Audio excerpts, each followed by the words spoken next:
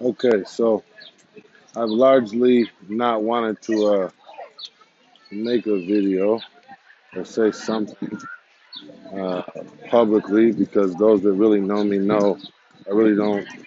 I'm not a fan of public commentary on things that are very private to me or near and dear to me. Some have just met me at a later point in my journey. Others have known me throughout the whole road. I'm from North Minneapolis, born and raised, proud Northsider, NFL. No free lunches. Never forget loyalty. Northside for life. We don't fold under pressure. We apply it. I for sure had uh, traumatic experiences with the police, which certainly color my view of police. I think that's standard with most human beings. People typically don't focus on just the positives if the negatives are in such a way that life is lost or something. A close friend of mine and hardboard football teammate, elementary school classmate, junior high school classmate, uh, Quincy Smith was tased to death in the snow, went into cardiac arrest and killed by the police. I think they said he alleged he had a rifle but never found the rifle. It's kind of hard to lose a rifle, I think. Um, Jamar Clark worked for my uncle's trucking company. I think you've seen one of his pictures.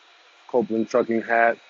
Lando Castile was definitely a friend of friends. So, I remember, not to try to get into all these long stories. Um, and so I send this message from Jerusalem. I moved here in large part, certainly due to some of my police experiences as well, and just not feeling like America was a place for me that just felt where a person could live happily and free without constant thought of um, negativity. Uh, and certainly in that, I can understand that there's those who have different experiences than I do. During this time that we're going in right now, it breaks my heart, all the things that are happening. And again, I really don't want to speak publicly, especially not to those who I have private relationship with. So don't expect any of that. But I do want to say for anyone who might not have knowledge of the situation, might not have knowledge of the intimate experiences that cause others or is causing people to react in the way that they are, I want to say that one's response is either focused on those that you're seeking to empathize with. Empathy doesn't always have to mirror or be hand in hand with understanding, but you can still have empathy. I've never, been a woman, but I could empathize, with the pains of childbirth. It doesn't require me being a woman to have some compassion or understand that, hey, that reality of even just going through that whole process is something that I won't understand and that, hey, help anyone I can, right? So there's a myriad of those type of experiences that I don't necessarily have to experience or even understand to be able to give empathy. And if I make it about me or make it about my realities or my feelings, and that's sort of a further insult to injury on and to the individuals that are actually going through something.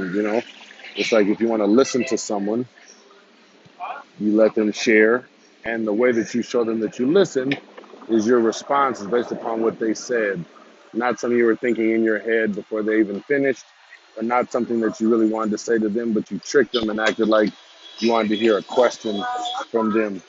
So during this time, I would encourage people to a not judge others. B, if you're trying to be empathetic, then just be that. And there's been moments where things weren't at the precipice that they are right now, and yet people's reactions were sort of the same for lack of understanding, lack of compassion, whether it's the national anthem or whatever the case may be. But at the end of the day, you know, Mike Vick went to prison over animal cruelty.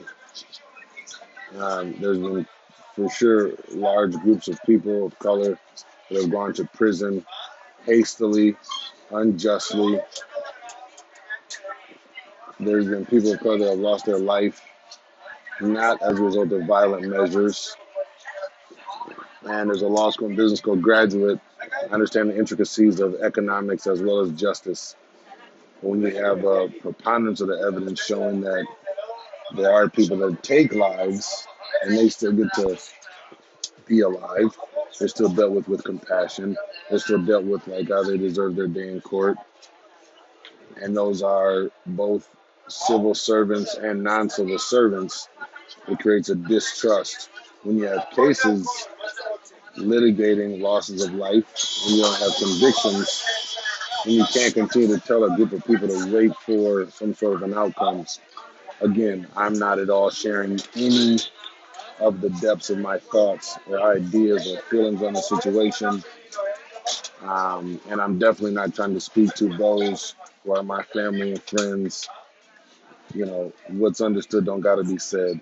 I am sharing this for those who may not always live that reality and might find themselves focusing on their feelings during this moment and their understanding.